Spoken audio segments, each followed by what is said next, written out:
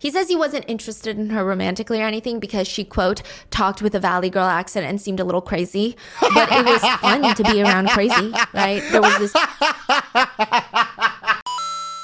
So we're going to be watching this video by Ryan Mango or Stephanie called Korean Evil Twin Tried to Kill Her Perfect Sister to Take Over Her Identity. Ooh, drama. Ooh. The police officer is running through the apartment complex. Well, he's running through the parking lot. This is one of the highest priority calls that the station had gotten the entire day.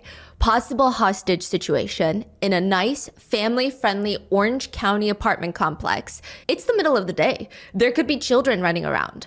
All they know is that there is a potential home invasion and essay of college students by 2 male home invaders. A group of 4 young girls lived together. 2 gunmen had forced their way in. That's pretty much all he knows. Damn. The 911 call was placed 2 minutes ago, and one of the roommates had been hiding in the bathroom and whispering, please hurry, please hurry. Her eyes look different. I think she has contacts in. That's all they have. 911, what are you reporting? Okay, ma'am, what city do you live in? Damn, and the fact that the fucking dispatcher understood what the fuck she said is crazy because I didn't catch any of that. What? One of the officers arriving at the scene, he's running through the parking lot when he notices a blue Mustang sitting there, which is nothing out of the ordinary, but as he's running past, there's 2 people sitting in the Mustang. So he approaches the car, and there's a Korean girl in the driver's seat, a young man in the passenger seat. Do you live here? Are you a resident here? The girl rolls down her window. Yes, I am. Sorry, officer. I just got into a fight with my roommate, so I just wanted to get some... Is there something wrong? Is something going on? Is there a problem? Nah, you dumbass. You just snitched on yourself. Idiot. Yo. Inside? And your roommates are still inside? I'm sorry. Is there a problem? Is there something going on? What is your unit number? 676? Interesting. The officer's radio starts buzzing. The other officers need backup at unit 676. Remember what I said about criminals just being dumb? Just actual dumbasses? Sometimes I'm so thankful that they're just stupid. No, I'm actually so, like, seriously. Like, I'm so glad this many dumb people are just dumb. You know? Like, good riddance. He's about to rush off, but he stops. He looks at the Korean girl for a brief moment. Black hair, fair skin, brown eyes. I mean, like most police officers, he's trying to memorize the face of every single person he sees at a crime scene. And one more thing. What's your name? I'm Sunny. My name's Sunny Han. There's a lot of questions that you never want to ask a police officer, especially when there's 4 of them holding their guns out, pointed directly at your face. Probably top of the list of questions never to be asked would be something along the lines of, if I run, are you going to shoot me? What? There's 4 police officers at the door to unit 676. A male had just opened the door, a male gunman. They know that there's only 2 male gunmen and the rest of the residents are girls. So this has to be the home invader. And the police are staring at him and he's got the door cracked open like he lives there. Like he's opening the door to the mailman. The officers don't even know how to respond. They just scream, get down on the ground now, get down on the ground. The guy pauses for a second. He's running through his options. And then he slams the apartment door shut on the police officer's face. Did he ask that question? Okay, he asked the question. I think, and then he shut the door. Yes. What I think is there's a theory. I think the Korean sister that wanted to kill her other sister hired hitmen to do the job, okay? And my only theory is that maybe they like up the room number and went to the wrong unit and went to this one with these college girls in it and then killed all or like harmed them, and that's how she got found out. And so she was also there on the scene to like watch it because she wanted to make sure the hitman did the job. But I think they might have gone to the wrong unit. Or it is the right one, but it said tried to kill the perfect sister. Okay. They eventually break into the apartment through the back. He is tackled onto the ground and arrested. So now all that leaves for the police officers is taking the statements of the 2 victims. They find 2 female victims inside the unit. 2 shaking Korean girls, maybe 21, 22 years old.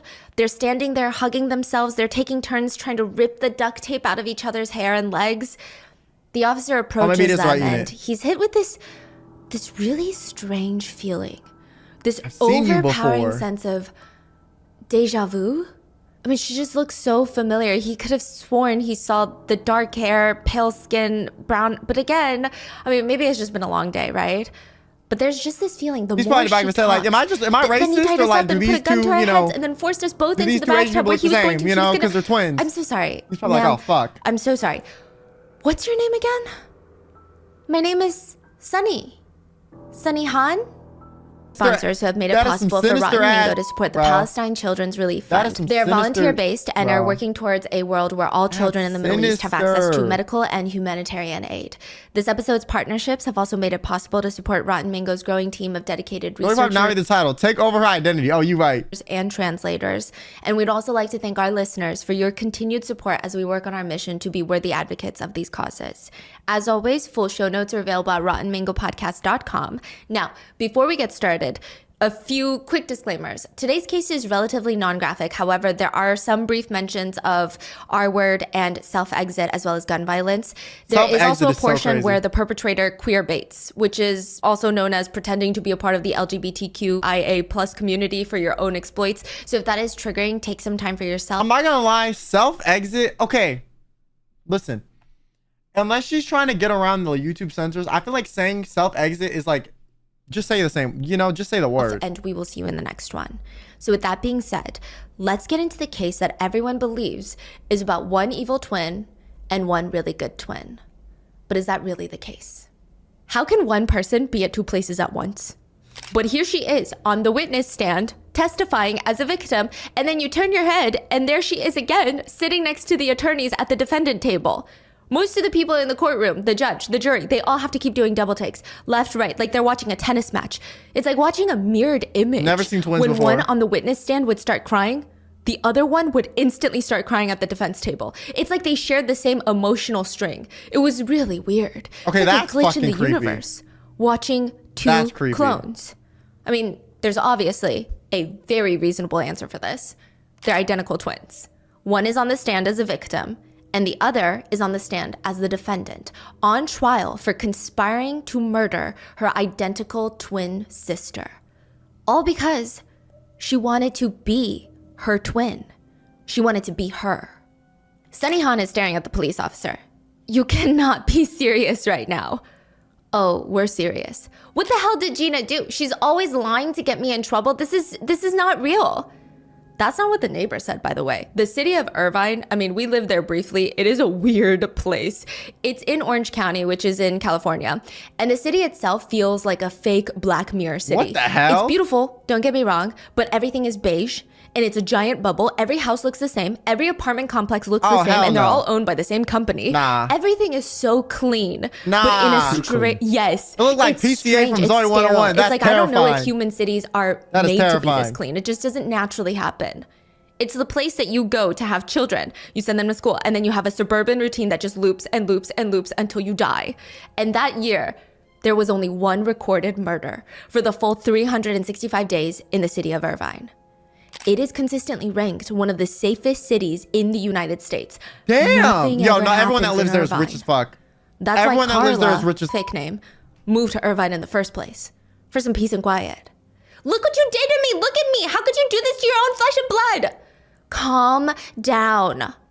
Carla looks out the window and there's two girls. I mean, she knows that there's two separate girls because they look the same and they're standing in front of each other. It's almost like, again, looking at a mirrored image, but one of them is covered in blood. So obviously it's two girls. It looks like someone took a meat cleaver and just smashed it into her nose bridge.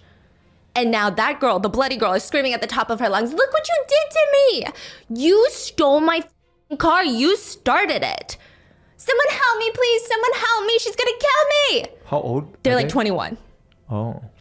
It My appeared one age. of the girls was trying to kill the other. So Carla naturally calls the police. When the police arrive, they arrest Sunny Han, which makes sense. She's the one without the blood dried on her shirt. That makes sense, right? But they're not arresting her for punching and assaulting her sister. They already had a warrant out for Sunny Han's arrest. So that being said, Oh, she a Sunny career Han is in criminal. big trouble. Asian gangs in Orange County are actually a very big thing. There's the Tiny Rascals gang, the Asian boys watching Dragon Family, the Korean gangs like the Korean Crazy Dogs. There's a lot, and they all have turf wars. And one of them, or maybe a few of them, were out for Gina Han. That's what she's frantically telling her friends. My sister Sunny, my twin sister Sunny, her boyfriend is in one of those Orange County-based Asian gangs, and they're gonna get me. I have to be careful every time I drive into Orange County. Your sister? Why would your twin sister want to do something like that to you? I mean, that's your twin sister at the end of the day, no? I know, but when we were 15 years old, I don't even remember what I did. It was honestly probably nothing, but we're arguing like we normally do. And I'm telling you, she's insane. Out of nowhere, my sister Sunny grabs a sharp pen and stabs me in the thigh with it. That was when we were 15. And now she's put a hit out on me. I ain't gonna lie. Listen, a pen stabbing at 15, like lessons. I thought you were gonna be like, I was 8. Yo, when I was 15, damn, I was getting my ass Santa beat by my siblings. It was up for me, bro. It was up for me and her and their friends too. Getting more homicidal.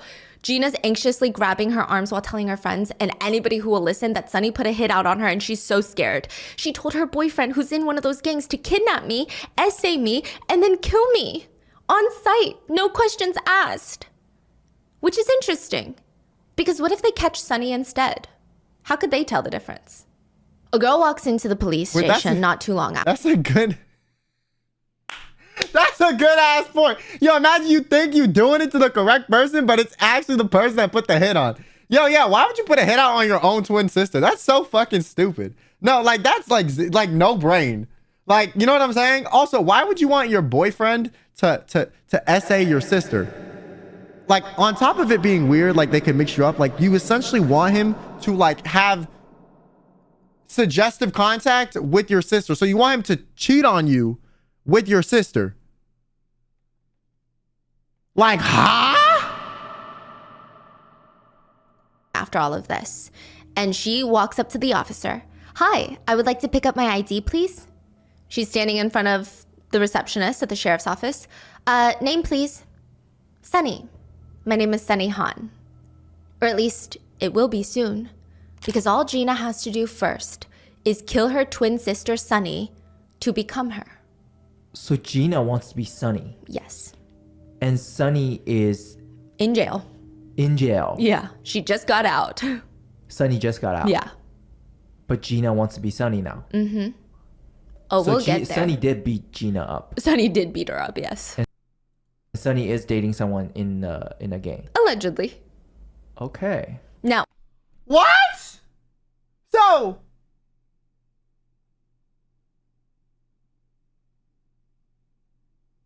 So Gina got beat up, but Sunny wants to be Gina, but Gina wants to be Sunny? I'm too stupid for this, bro.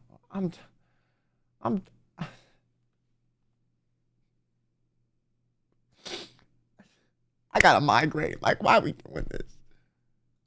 one of the creepiest psychological studies done was in the 1960s. Two scientists were debating nature versus nurture. Are you born this way, or are you made this way, or is it kind of a mixture of both? Some believe that it's nature, that genetic traits are handed down by parents through evolution and all of that, and they influence everything about an individual. And it's precisely that, your genetic makeup, that makes each person so incredibly unique. The argument being, there could be a set of twins that have the exact same genetic makeup, and yet their lives turn out drastically different. How does that make sense? But others argue it's not that simple. There's no way that both twins experience the same exact life trauma experiences and stimulations in life. So with nurture, each twin turns out different from the other. Then you have people arguing that it's a mixture of both, It's nature probably a mixture and of both. nurture, that defines who somebody Listen, is. I think personally, it's like you're more disposed to be more reactive to certain stimuli by your genetics, but you can choose to give into that innate reaction or like work on it. Like you might be more disposed to being angry about like random insignificant stuff than like someone else. But I feel like you can very much not, you know, like you can very much, it's still a choice to react that way. It's so hard to argue because there's no solid proof that it's one or the other. If someone ends up being an incredibly stubborn person when they're older, is it a result of their genes or their environment or a mixture of both? There's no perfect answer. Dr. Viola Bernard invented what she called the twinning reaction. You can attend therapy. That's what I'm saying. Placing two twin infants into two different adopted families. So she ran this adoption center, or she worked with an adoption center. And every time they would get two twins, they would adopt them out to separate families and not tell anybody that they were one half of a twin. They would not tell the adoptive parents. They would not tell the twin. It would be nowhere in the files. Is that okay to do? Is that This is ethical? probably one of the most debated, questionable, unethical studies that was ever done on twins. That's crazy. There I were mean, a lot of... To be fair, listen. In the pursuit of science, I get it, okay? Listen, because let's think about it. It's not really going to negatively impact their life aside from them never knowing they had a sister. And to be honest, if it was a closed adoption, you wouldn't have known anyways. So like if it was a closed adoption, it doesn't really make that much of a difference. You would have to go through the same like circumstances and hoops and jumps to figure it out as most people do later in life. people who committed self-exits after this. What? Now, they do not tell the parents that they are twins. They let them grow up not knowing there's another pair of them somewhere out there in the world. Then later, they go and study their lives and behaviors under the disguise of, oh, we're doing an adoption study because you've been adopted and we'd just like to ask you a few questions. This, they thought, could answer the never-ending debate of nature versus nurture because their genetic makeup is the same. I will say, the study itself, all of the files are sealed to this day. So I don't really know if anything came out of it. It doesn't seem like anything came out of it. It just seems that they were committing morally unethical studies, in my opinion. But the part that fascinated a lot of people was the idea that if there are twins who don't know they have a twin out there. So they did that and it amounted to nothing?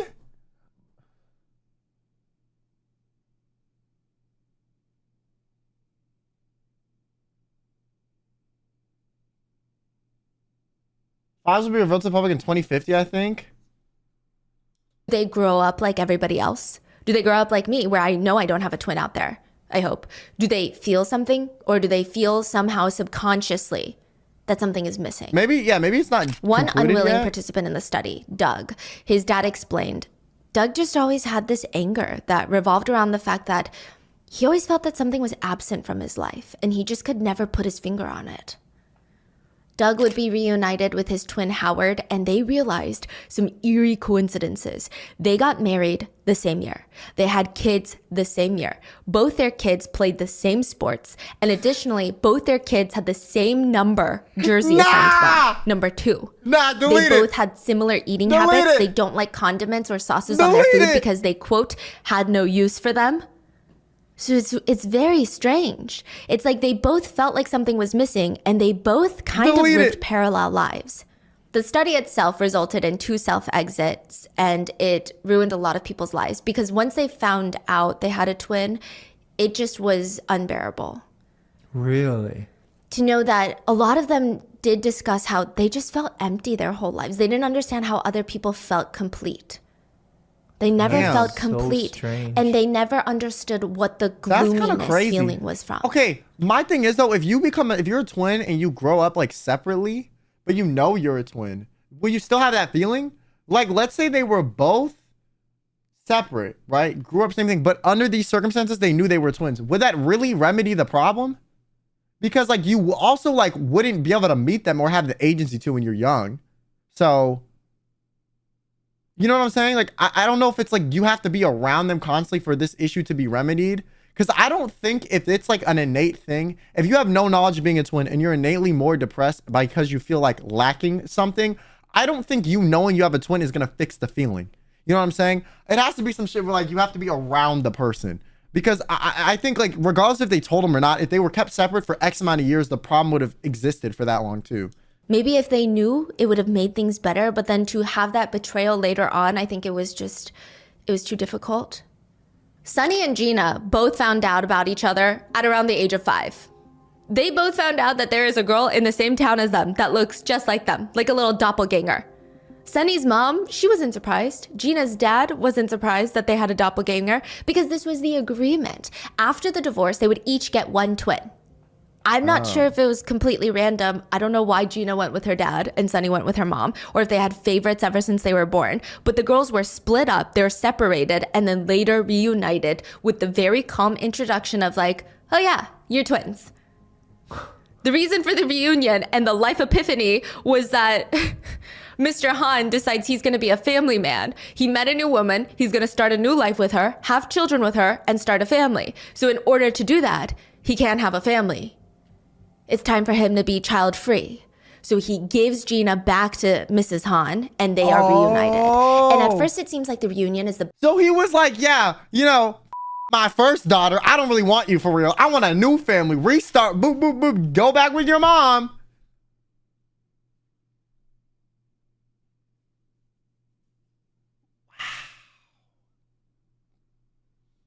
See, this is why I'm never having kids with someone unless I know they're the one, bro. If I'm like unsure, it's not happening. I'm sorry. best thing that could have ever happened. Sunny and Gina are so happy to be with each other, and I imagine it's like every kid's dream to find out that they have a long lost twin out there, and now instead of experiencing life alone, they have each other. I do not want and a now twin, both of them are living with Mrs. Han, their mother, I'd be mad. I'd be and she's competing got with myself. double the kids, I'd be and like, she's putting in damn. half the effort. There's a carton of eggs in the He's a fridge. doctor? Bye. Be safe. She I'm would doing just nothing slam with the my door life, shut, and the you girls know? would be home alone for days, and they would be left with nothing but a carton of eggs. They would finish that tiny carton in a day or two, and now they have nothing. They don't have any food. They don't have anyone to call. They don't have anything to eat. In addition to that, they have no idea when their mom is going to be back. It's kind of a sadistic psychological experiment set up. The two of them are fighting for resources in the same house, a fight for survival. It's very primal, but at the same time, they are each other's only emotional comfort and support, which is, at that age, especially very critical for survival. It's a very confusing question of, are they competing with each other or are they enduring it together? That's what I'm saying. I don't want to have a twin because I don't want to compete with them, bro. I don't want to compete with them. I feel like I'll be comparing myself like crazy, bro. Listen, I already do that with my siblings, and I'm not going to lie. Listen, no flex, no flex.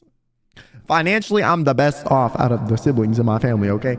But my whole life, I never did what my parents wanted. I didn't do the school how they wanted. I didn't, get into the hobbies they wanted. I didn't play a sport like they wanted, or the sport they wanted me to play. I didn't do anything. Okay, I did nothing that my parents wanted. To be honest, I've always been like, no, I'm good. I don't like that. I want to draw. And they're like, you want to draw? You don't want to, play lacrosse? You don't want to play football? Like, I was put into every sport because my older sister did this. My younger sister did this. They did exactly what my parents wanted and like followed this template that my dad had like laid out for them. I never did. So I was always like compared or seen as like the dud, in my opinion.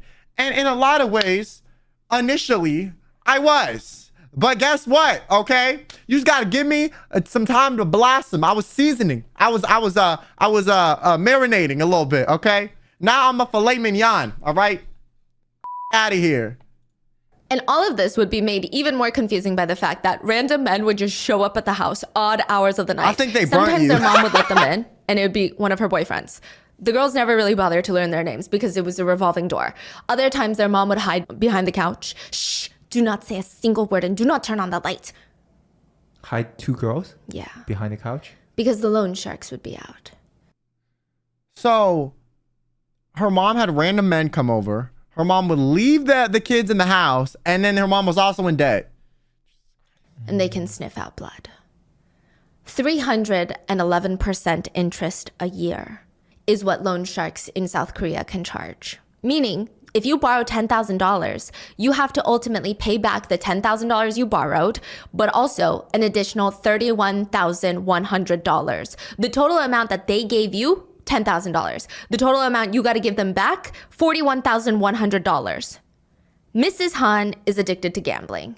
And Wow. Okay. Damn. Korea is crazy, bro. her relationships in Korea are not working out. Her daughters, Gina and Sunny, are fighting nonstop. A normal day in the house consists of the girls finding new bruises on their bodies, putting Neosporin on new cuts, and counting how many hairs they ripped off each other's heads. Oh, this is all in South Korea? Yes, they move. Now it's time to put it all behind them. They pack their bags. We're moving to California.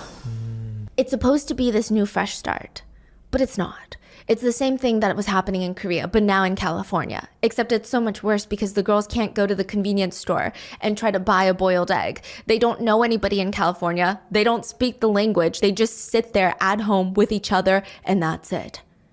Until a few years later, they turn 13. Mom's like, pack your bags. Say goodbye to your friends because you're starting all over again. The car pulls up to a random house in Orange County. The door swings open and Mrs. Han walks them to the door. Meet your aunt. This is my sister. This is my sister's husband, your uncle. This is your new family now. And Mrs. Han just walks off. Listen, you know what? That's bizarre, but honestly, the kids are probably better off. You know, real talk. Because that mom was never a mom. So IMO, you know what? The mom, okay? She doesn't deserve it. I think this is for the best so far. Everything else they did is terrible. But I think, like, regardless of the circumstances of them getting left, I think them getting left with more competent family members is better. Where did she go? To gamble, to live her own life. Now, this is where I think the nurture part really comes into play because they went from moving to the United States in the 6th grade to becoming co-valedictorians of their high school 6 years later.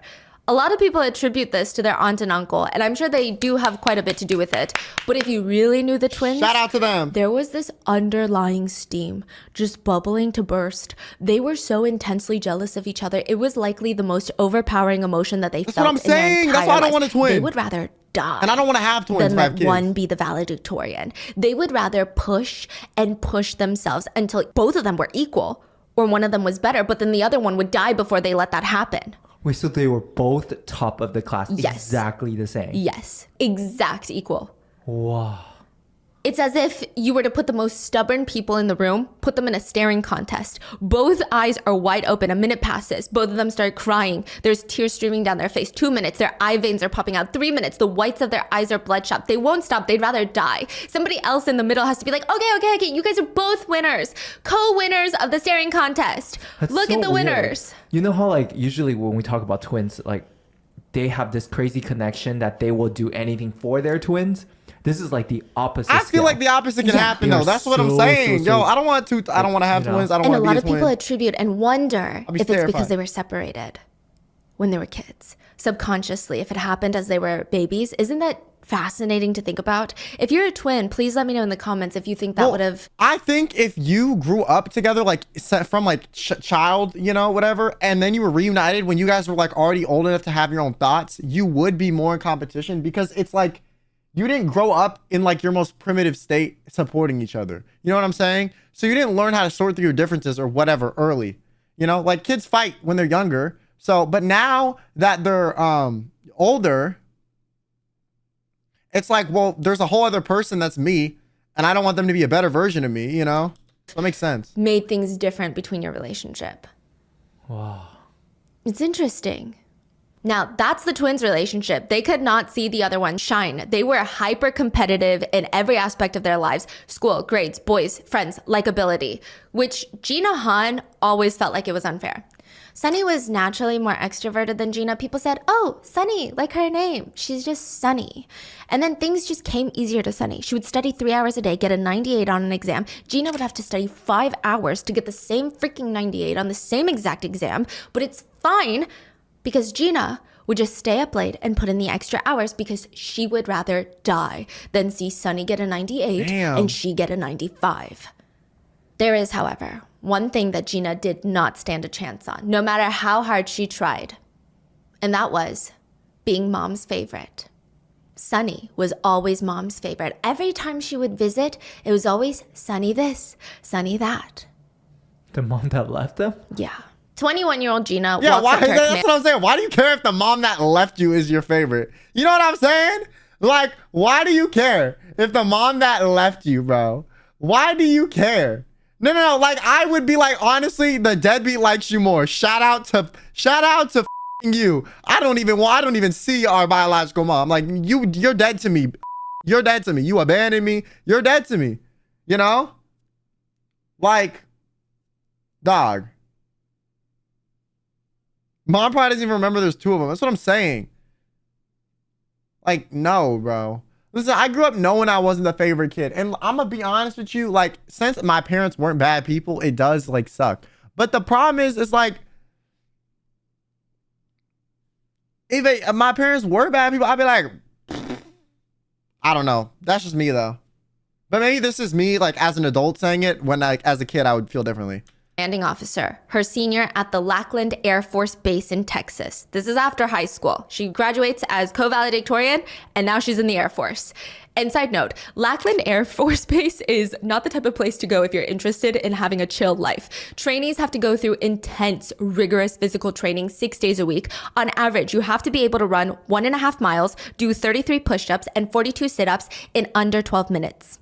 Damn. Which I'm cooked. my toxic trait is like, that doesn't sound too hard. I'm No, cooked. it's really hard, okay? I'm cooked. And that's just the physical training aspect. I'm cooked. There's the military training, combat I'm cooked. lessons, field training, academic studies. Every second of your day is prepped and planned. There is no such thing as freedom when you're defending the nation's freedom. Gina walks up to her commanding officer. So guys, I'm really lesbian. What? Wait, hold on. Who is the older sister? Is there older, younger? Sunny is 5 minutes older. Sunny's older. Got it. Yes. Gina walks up to her commanding Okay, officer. shout out to you. I'm very lesbian. You like it, I I'm love very it. gay. I love women. This is her last resort. She tried other things. She tried to tell them that her dad was sick, but they didn't care.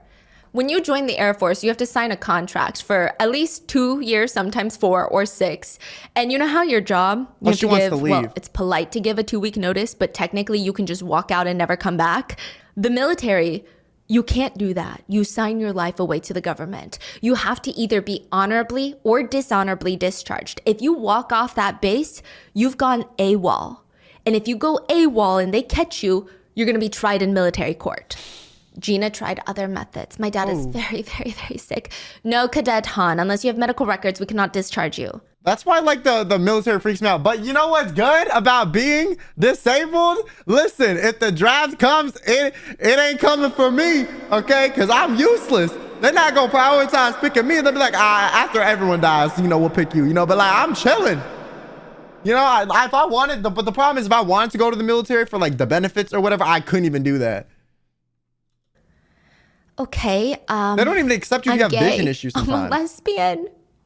Cadet Han, you are discharged. What? Yeah. What does that mean? It's the don't ask, don't tell era. This is in the military. Being gay was completely banned at one point. They said it was, quote, incompatible with military service. So if you were gay, you'd be discharged on the spot. Then the policy changed. They said, Damn, wait, that's like an easy out. Low key. Why the fuck didn't she try that first? The fuck? This dumb. I'm gonna be honest. If you're trying everything else, why didn't you try the Trump card first? that fine, you can be gay, but you don't ever let anybody know about it. We don't ask, you don't tell, okay? If you tell, you will be discharged. I'm just saying. Because, in the military, in times of war, there's bombs, there's missiles going off, there's casualties. But God forbid someone talks about being gay. Someone said a W for the gays. Yo. So scary. They're shaking in their boots. They don't know what to do anymore. It would be too horrific, tragic, stressful for the big bad boys in the military. Over 13,000 service members were discharged under the don't ask, don't tell policy, including Gina Han. She's not gay. She just really wanted to get out of the Air Force. So with that military housing... But yo, Gina, you should have done this earlier, dummy. Like, what? That would have been the first thing I said. I don't know, to be honest with you. Gina tries to find the quickest place Oh, to no, find work at employment PE. and the That's what I'm best saying. in terms of earning potential, fast hiring, was probably the casino. She starts working the tables as a blackjack dealer, and she would on average, they make about $20,000 a year, but that's just the base salary. Most of their money comes in the form of tips. Las Vegas dealers can make over 6 figures a year depending on how good they are and which casino they work in. Damn. Wait, really? Holy crap. I need a new profession, bro. I'm really good at talking to people. One day, Gina's working the tables when her colleague comes up to her. Hey, you want to go for drinks after? Wait, is it better to be sociable at a table or like shut up? Because I feel like when I've had fun at gambling tables, it's mostly just been because I've seen like that the dealer has been fun. And I normally don't gamble. I normally just watch. But it's like if the dealer's fun or like playing into it and being like, hey, like I prefer it. But I know some like probably some old, Victorian age hags are probably like, why are you talking to me? You're interrupting the peace. Sure, it'll be fun. We barely know you. What time do you get off? Oh, I get off in like 30 minutes. oh, we get off in like 2 hours. Do you mind waiting for us? Oh, hell no. So Gina's like, okay, that's fine. I'll wait for them. She clocks out and she's got about an hour and a half to kill. And she's glancing around looking for something to do. I mean, she doesn't want to eat because she's not hungry. She doesn't want to drink because she's going out for drinks. And of course, the thought did cross her mind. Gambling? Does a referee have a better chance at winning a soccer game? Or a complete stranger who's never even seen a soccer field I knew have it. a better chance at winning a soccer game? She's like, me, the referee. So she walks over to the blackjack table because she's a blackjack dealer and she starts betting. I love how she's like betting and it's like probably her colleague like giving her this like, bro, what are you doing? I'm surprised that's allowed, actually. I feel like I thought casinos would like ban that. Does every single penny that she earned that day. And now the dilemma hits. Either I go home after 9 hours of work and I get nothing because I lost it all, or I invest money, some money, okay, and withdraw some cash in the name of winning. Maybe she can still walk away with the money that she earned from her 9 hours of work, or maybe she could even make more money. Gina walks over to the ATM. Her max cash withdrawal in a day is $300. She withdraws all $300 and she loses all $300. But now it's personal. It's a number. See, this is why I'm never gambling, and she's becoming like her mom. See, I feel like you can be genetically predisposed to like have addictive personalities, but I also feel like gambling innately is just wired to make you feel this way. You know what I'm saying? Like, numbers game, right? If she lost this much, eventually she will have to win. That's how life works. That's how the numbers games work. You can't just lose and lose and lose and lose, right? But if she doesn't play, she will lose that chance to win. And all of this would have been for nothing. She has to play again. Gina does not go out for drinks with her coworkers. Instead, she sits there waiting for the bank to open the next morning. This all happened the first time? The first night that she gambles. She waits until 9 a.m. so she can go to the bank, withdraw all the cash that she has in her savings account, and go play the tables. Already? Holy crap. Yo, I'm never gonna be a gambler, okay? The one time I gambled, I put down $50 and I walked away with $800. I don't think that's ever gonna happen again. Yo, I was so lucky. But to be fair, I was betting behind people in blackjack. So it's like, I didn't really have to do much, you know? But like, that's it. I'm never putting down more than that. Because she feels like she's about to win big. She loses it all. And it would be the start of a pattern. Every day, Gina would clock in for work, make her money, clock out, sit at the table, and lose more than she made, just like her mom. Meanwhile, Sunny, mom's favorite, full ride scholarship to the University of Laverne. She's graduated college and is now living one of those very annoyingly perfect Facebook lives. I mean, she's got the cute little apartment, the ones with the resort style pool and a full-size gym included in the rent. She gets to drive around in a white BMW every day and wear designer clothes and her leather handbag that's designer. Does she even think about Gina? They barely talk after high school. Is that why they never call? She's too busy creating this perfect life and forgetting all about her twin sister. One day I'll be there, okay? Listen, the most I can afford is like some like questionable rent, okay? But other than that, I'm like, damn. We living like we poor. Yo, I feel like no matter how much money I've made, I've always lived like I'm broke, bro. I don't know, bro. I don't know. Maybe I have like a bad relationship with money, but I'm like, I save like 90% of it. Very painful contrast to Gina's life right now. She's been in jail multiple times, Gina, for stealing. She's in debt. She's addicted to gambling, and she feels inferior to her sister. Thanks, Brandon. Appreciate you. She really wanted to win also just to show Sunny. Yeah, or just win, you know, compared to Sunny. Win something. Right, because she's not winning. So you're talking as a personal story. That's why I love her. She's so good. Life? She's so good. Yeah. That's how Gina feels. Sunny was born 5 minutes earlier than Gina. 5 minutes. 300 seconds. It's something that Sunny would never let her forget. And that's why Gina thinks Sunny was mom's favorite, because in Korea, there is a hierarchy. And now every time Gina thinks about Sunny, she's reminded of that. I think everyone has this feeling, the feeling of, oh, if I did that one thing differently, how would my life be? If I studied harder, if I didn't miss that job interview, if I dated that guy, would... Okay, I'm gonna be honest with you guys. I don't have anything like that. Has that? Do you guys? Would you guys say you have one thing that you wish you did differently that you think could like significantly alter your life? Because to be honest with you, I don't. And maybe I'm not thinking about it enough. But like, I don't think there's ever been a time in my life where I'm like, damn, if I did this so differently, my life would be so much better. I honestly think if I did things differently, I would be in a worse spot. You do? Like, what type of stuff do you miss? To be fair though, I got a head start in like working. Like I was working since I was like 13, 12. So some people would be like, that's a prodigy. But like, I was just terrified of not being able to afford life later. Cause like, I knew I was sick when I was a kid. So I had always been like trying to make money since I was very little. So I feel like I don't regret like that. Cause I think it got me in a good position at such a young age. Like financially or like with work prospects, but also I do feel like it did hinder me in terms of like having a childhood or like having fun social things. Like I feel like I struggle to definitely like have fun and just let loose now without like thinking I could be working, I could be doing this, I could be doing that, you know? So I don't know, but I don't really feel like there's anything that I like regret, to be honest. I don't know. Maybe dropping out of school, but like I haven't gotten far enough in my life journey to like know if that was like a bad decision or not yet, you know? Maybe in like 10 years, I'll be like, crap, I should have stayed in school. Yo, say Zaddy, thanks for the 7 months. But to be fair, school wasn't going to work if I stayed in anyways. I was going to fail. So I really feel like I just saved myself the trouble by not failing, you know?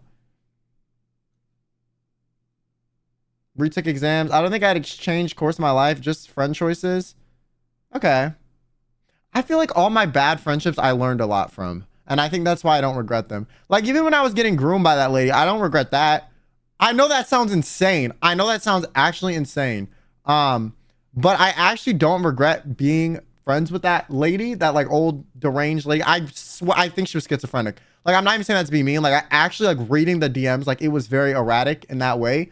But I think it taught me like how to navigate people in the world that are trying to do you harm, or trying to do you wrong, or trying to take a piece of you. And I think I learned that at a young enough age that there wasn't stakes for me. Like if I had that exact same experience when I was like my age now, I think significantly I would have lost more because I had more to lose. Back then, all I had to lose was my time and like the emotional connection of that friendship.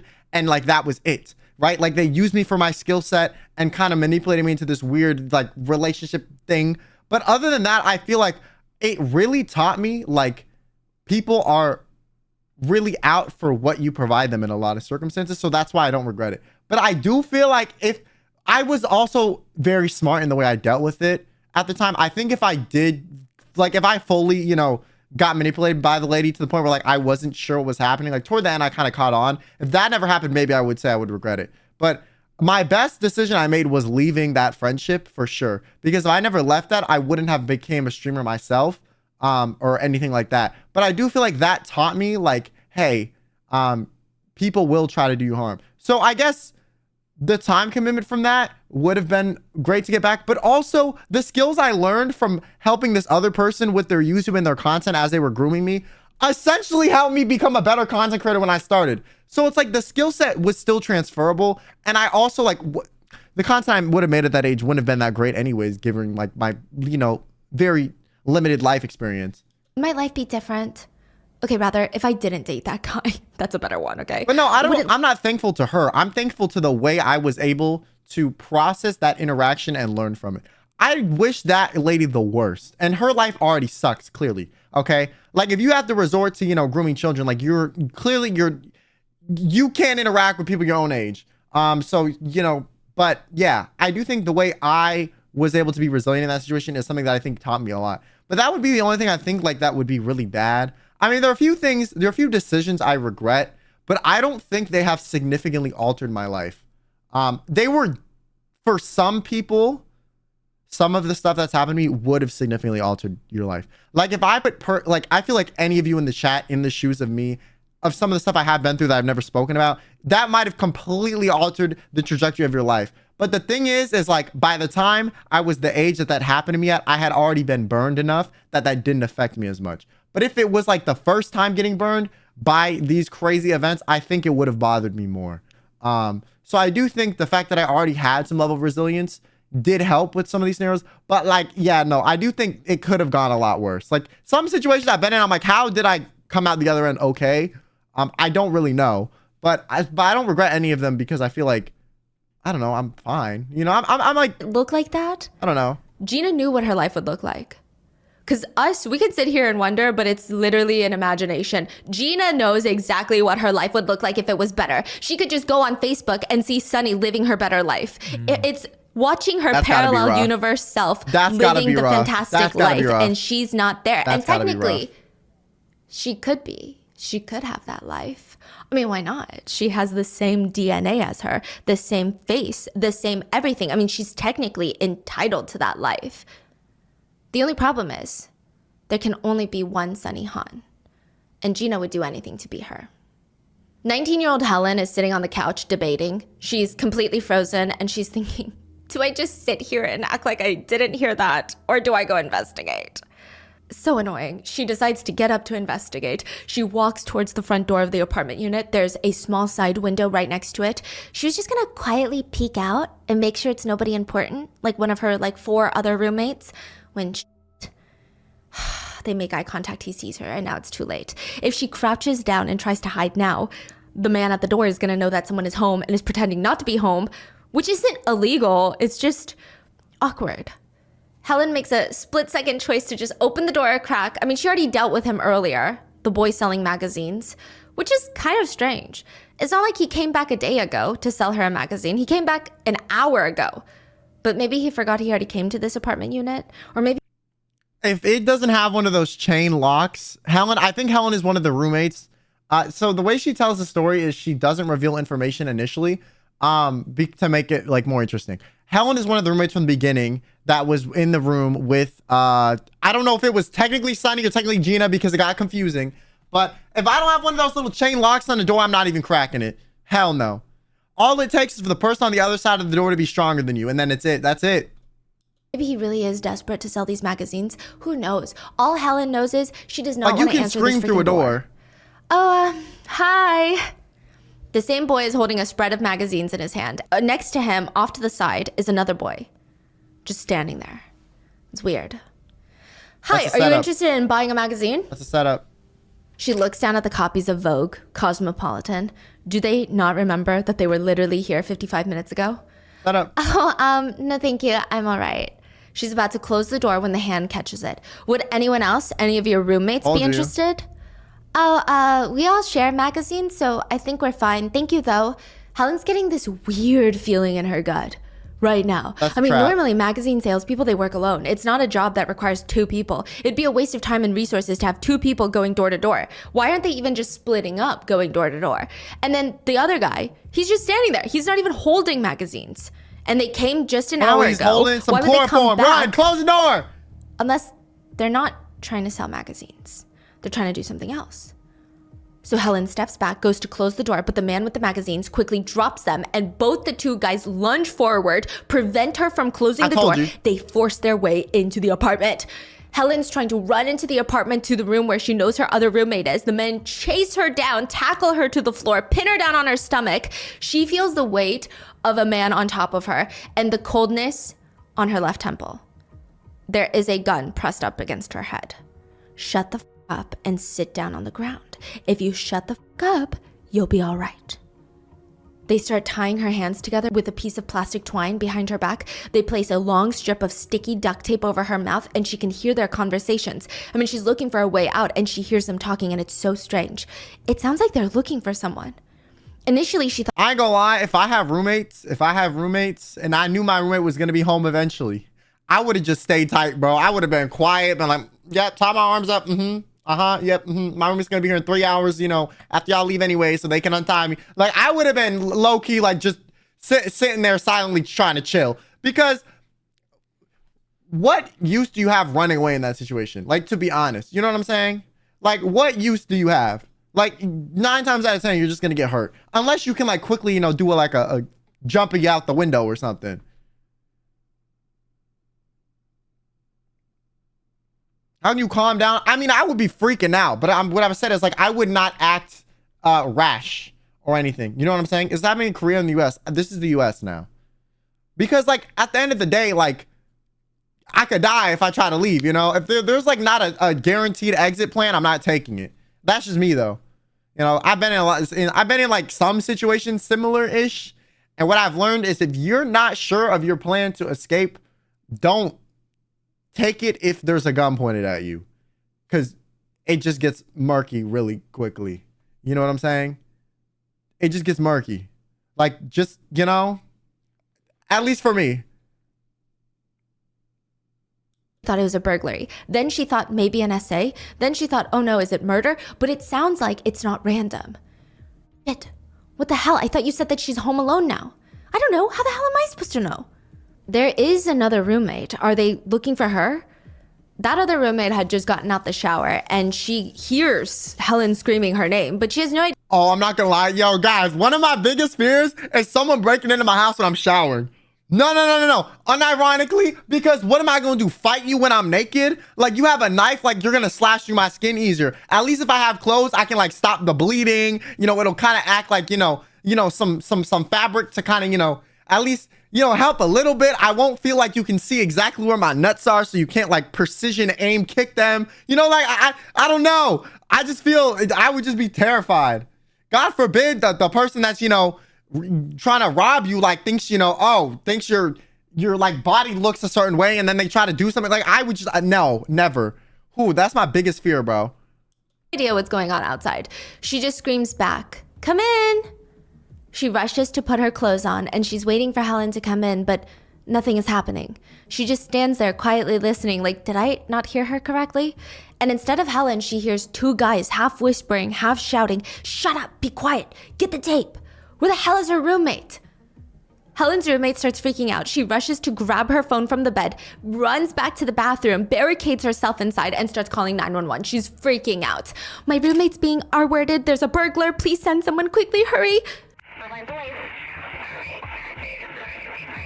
What's your address?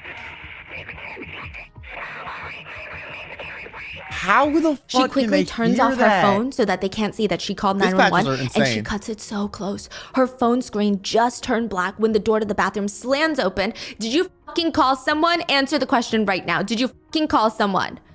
There's two men that she does not recognize, and she's begging them, no, I just hung up on my friend, please, no.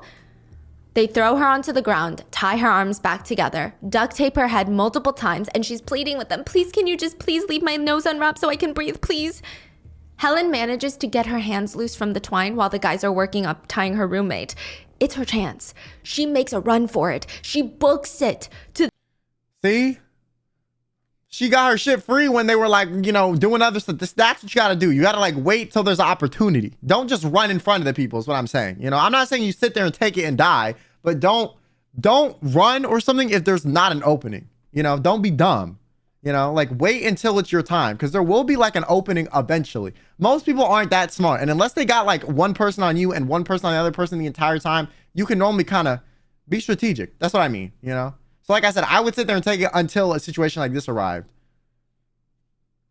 the door, but one of the guys runs after her, tackles her to the ground. "I should shoot you for that." They grab her arm and drag her back What did I tell you? You got to do it at the right time, bro. into her roommate's room.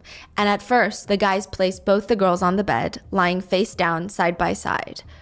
But very quickly, they decide to change direction. They throw both of them in the bathtub, sitting next to each other, side by side.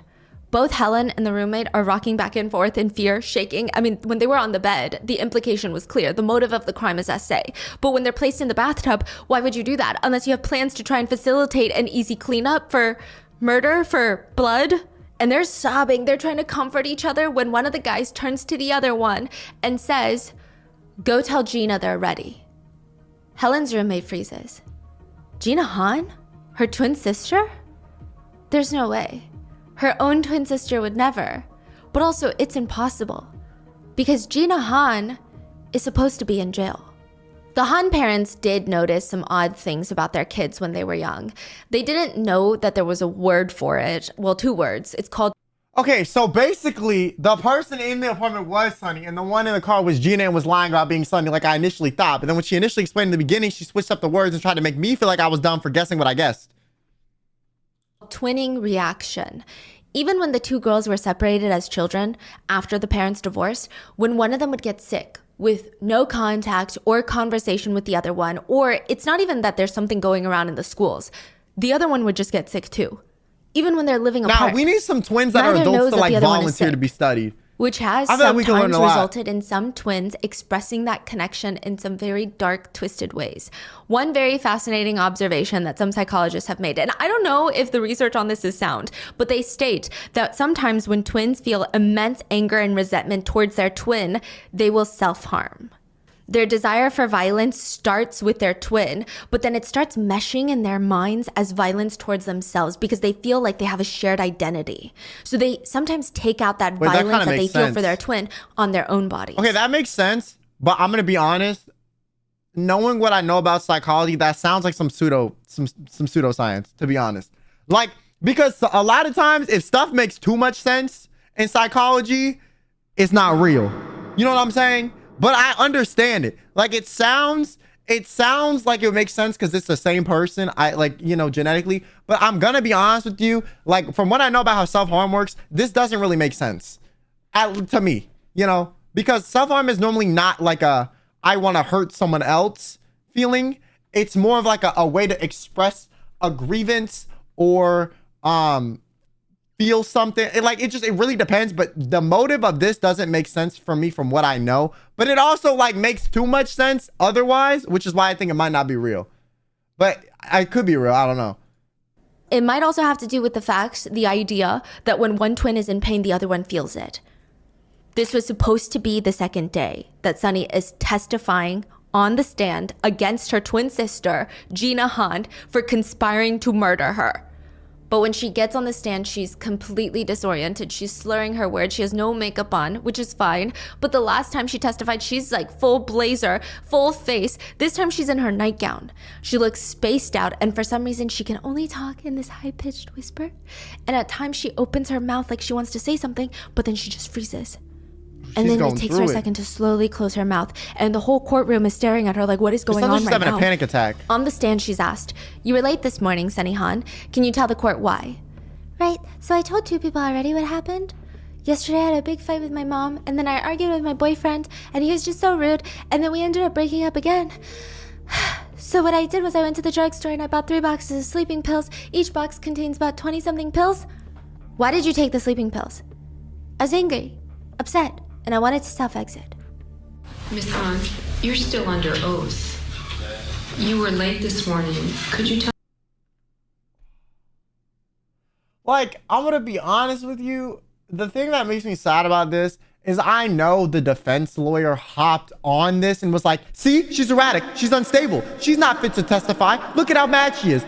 Antagonizing this poor woman who's just going through it. Keep in mind, this woman was the one that like almost got murdered by the, defendant, her other sister. So, but now they're gonna try to make her seem like she's some erratic person who like, and also, if I was in the jury, not gonna lie, if someone was showing up this disheveled, I would genuinely question their credibility. So if they do press her, it's gonna work because like, it does seem questionable. And if you're supposed to have a straight story in court, if your life is very all over the place, it's gonna kind of, not make sense. Tell me why. Okay, I told 2 people already. What happened was, yesterday I had a big fight with my mom, and then I argued with my boyfriend, and he was so rude, and then we just ended up breaking up again. So what I did was I went to the drugstore and bought 3 boxes of sleeping pills. Sunny had taken 35 sleeping pills Wait, and you chugged can beer just until she buy blacked sleeping out. pills? She was In the US of A? Because like, to my knowledge, you can't. Yeah? Are they like melatonin ain't a sleeping pill. That's like a vitamin, for lack of a better term. Like, you could literally, you can't overdose on melatonin, really. Like, you're just gonna poop it out. You know what I'm saying? It's like taking too much vitamin A. Like, it's not gonna do anything. So that's what I'm like, what, so they have ones? Because like stuff like NyQuil, it's not even the sleeping part that will mess you up. It's like the other stuff. Taken straight from the courtroom to the hospital. Even just getting her off the witness podium, it took 3 people to help her down. So if twinning reaction dictates... Wait, I didn't know that. Because listen, I have prescription strength sleeping pills, and I'm like, I don't know. I just didn't know over-the-counter stuff existed. One twin feels the other's pain, then Gina should feel pain when Sunny is recovering in the ICU during the trial, right? Maybe not. Because this set of twins, they're so different from other twins. Maybe one falling apart does not mean the other is gonna fall apart. Maybe it's the opposite for the Han sisters.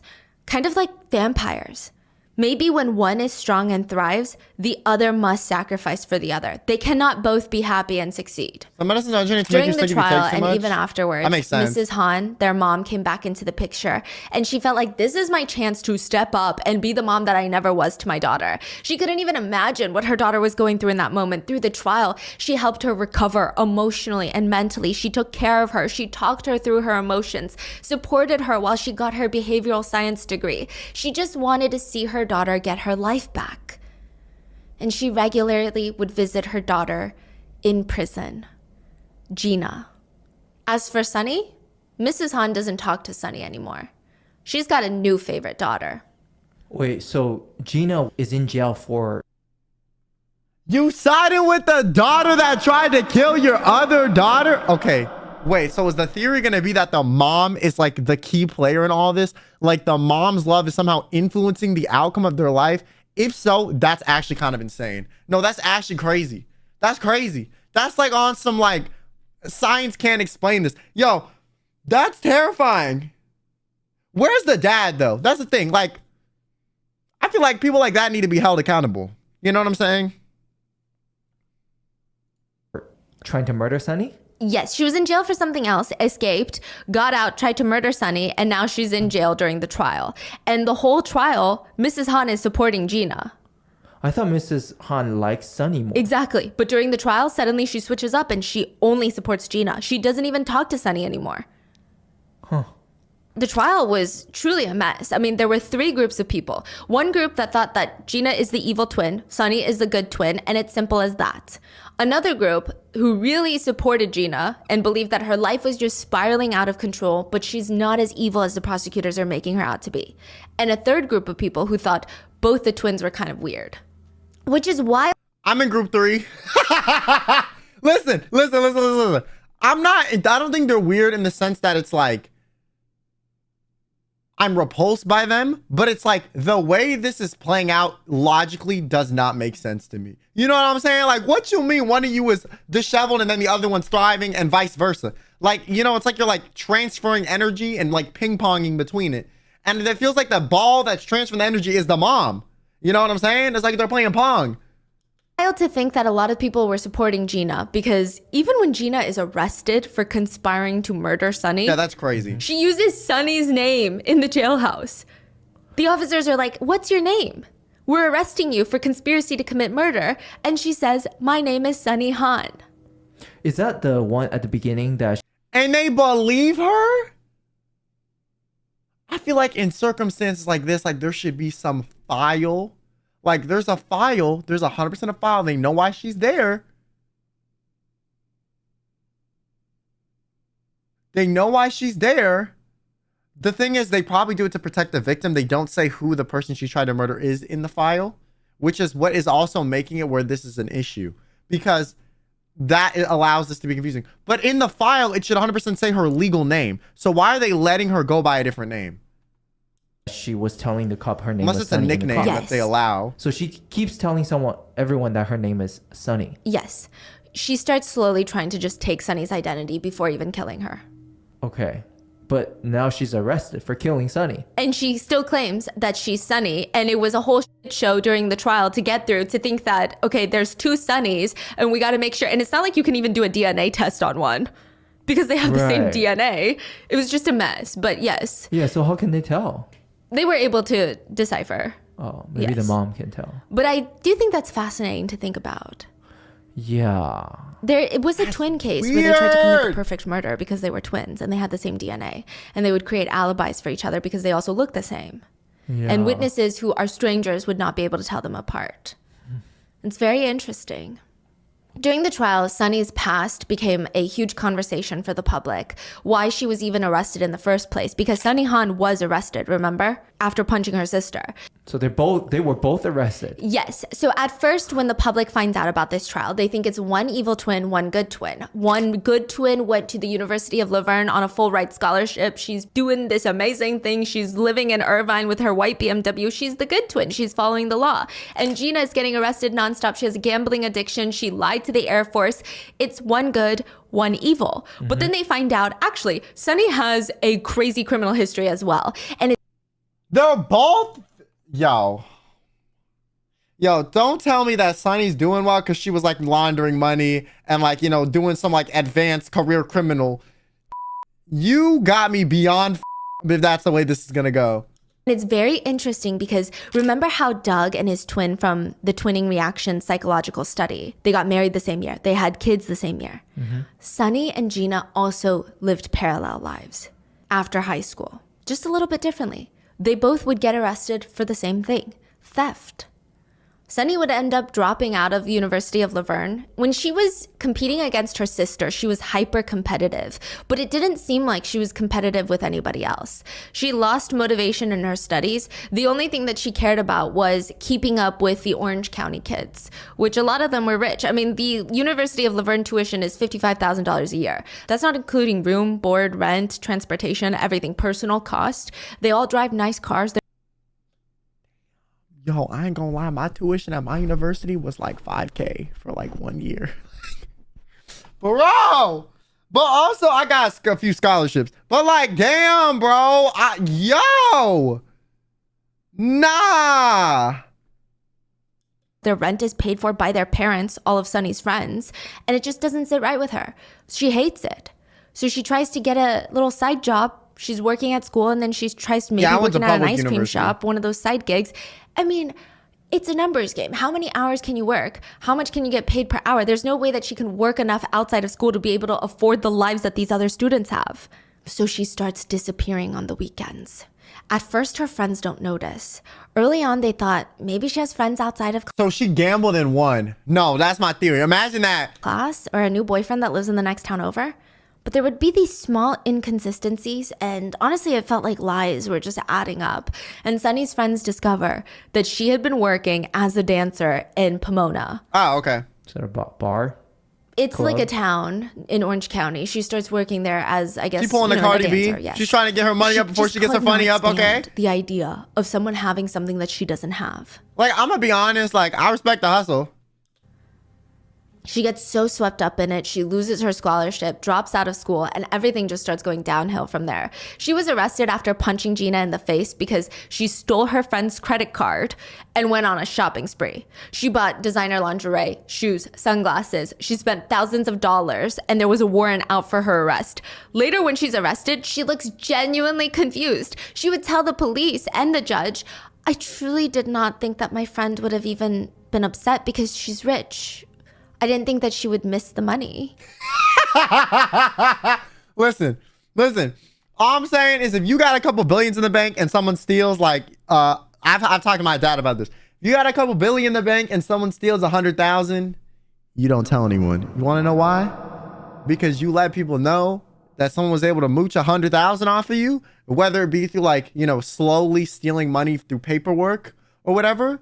The problem is other people are going to know you're vulnerable and try to do it to you too, right? Normally it's like, you know, one of your like tax guys or someone that does something with their finances that like slowly rips you off over time. So if it's like a situation like that, sure. But like, you stole from your,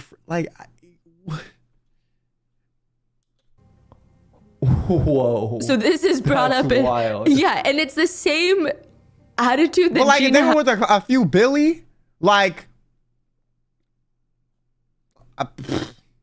they clearly need it more than you. I don't care. It's the principle. If I was with $1 billion and you worked for me and you stole $100,000 from me, it's the principle, bro. You know what I'm saying? Like, if I ethically got that money, right? Like I didn't intentionally screw anyone over, or I didn't like firsthand do anything bad, and you stealing from me, like, no. Especially me with the way my life is panned out. If I had everything handed to me in life, then yeah, I would, But depending on how rich they are, like it's good how much they're gonna care about the money being gone. And I think the reason they cared is because it wasn't, she stole from her friend's credit card. Her friend was the kid of the rich parents, not the rich parents themselves, So it's not like it's the kid's money, it's the parents' money. So the parents are going to be more mad at the kid for somehow losing this money. And then it's going to be a chain reaction. The kid's going to tell the parents and the parents are going to deal with it. Has every time she's arrested. So while Gina feels inferior to Sunny, Sunny felt inferior to literally everybody else that she went to school with. A close friend of the family said, they're both the same. They didn't know the difference between wants and needs because I guess half the time they didn't have what they needed. So their wants just got out of control. A lot of netizens find it very fascinating that even though they're technically separated after high school, they went on to live very parallel lives, committing very similar crimes. So Sunny, you say Sunny was like has a good job driving around in a BMW. All lies. All lies? She's just stealing. She works as a receptionist and she's stealing a lot from her friends. Damn! Now, the Korean American community came together to send letters to the judge asking for leniency for Gina, which I thought was very interesting. But they stated in the letters that siblings fighting is part of Korean culture and this was overblown and over-dramatized by the American police.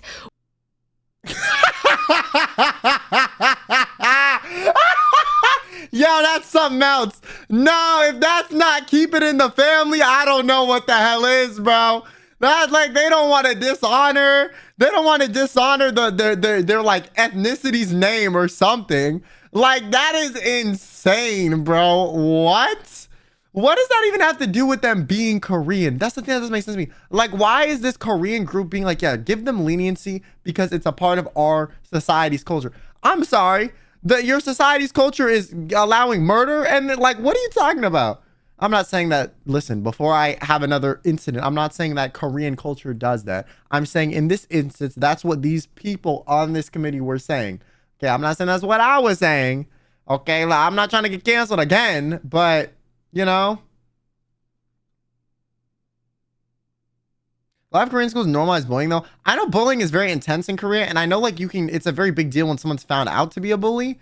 So I don't really know, like, I feel like it's very intense and the consequences are also very intense, which in my opinion, would make it where the bullying was less intense. Plus, I feel like bullying in America is pretty intense too. It's just like,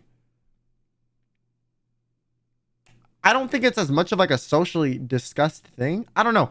I feel like bullying in America is pretty intense too. I'm not gonna lie. But like, I think there's more of like maybe like a don't tell culture or something, like people don't talk about it, so it makes it seem worse, or it makes it like where it's allowed to be perpetuated. Which again, I'm Korean American. I have never fought with my sister like that, ever. Like attempted murder? Or even just like punching each other in the face. Yeah. Wait. Yeah. Okay. So the Korean community was supporting Gina a lot. They really rallied behind Gina during the trial. And I think it was probably part and due because Sunny begins supporting Gina during the trial. During the first day of testimony, Sunny was coherent. She's testifying against Gina as the star witness. She's the prosecutor's star witness. But in the middle of the trial, she starts changing her story. Or at least she starts changing how she feels about the crime. She tells the court that she does not believe that her sister tried to kill her. It's stated that while in jail, during the trial, Gina would call Sunny saying things like, "This is all a big conspiracy. There's no reason for me to want to kill you." Okay. Wow. No. That shouldn't be allowed. You should not be allowed as a jail victim to call the sole witness in your case.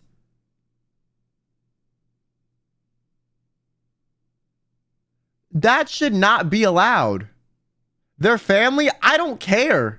I don't think that should be allowed. I literally think they should bar that. I'm sorry. Like, in any other criminal case I've ever heard of, stuff like this is not allowed. It's banned. And if you're testifying against your sister trying to kill you, it's for your better judgment that they don't let you speak to the person. To be honest, whether you think it's messed up, you're keeping people out of family, I don't care. What's more messed up is, you know, the courts allowing this to happen and allowing you to get manipulated by your family member because they're family, and it'd be wrong to keep family separate. Blood is only blood, okay? That's all I'm saying. That's it. That's all I'm saying. It really doesn't matter.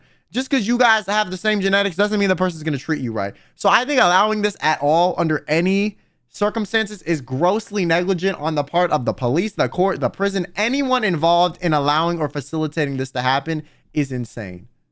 Actually insane. Especially when it's a murder case. If you stole some money, okay, whatever. Murder?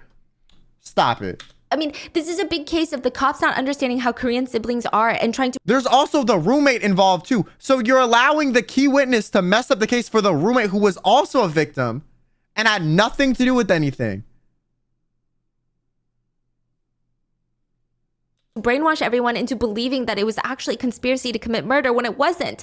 It's just a shitty fight gone wrong. For what? But okay, my question was, what were they trying to do when they broke into the house? Gina tells her, I left my stuff at your place, right? And you weren't picking up your calls. You didn't want me to come see you. We were fighting and I just wanted my belongings back and I wanted to teach you a lesson. And so I sent in these two guys and I just wanted them to tie you up, but I don't know why they brought out the gun and all these things. I just needed backup so I could get my stuff back. I just wanted my stuff back.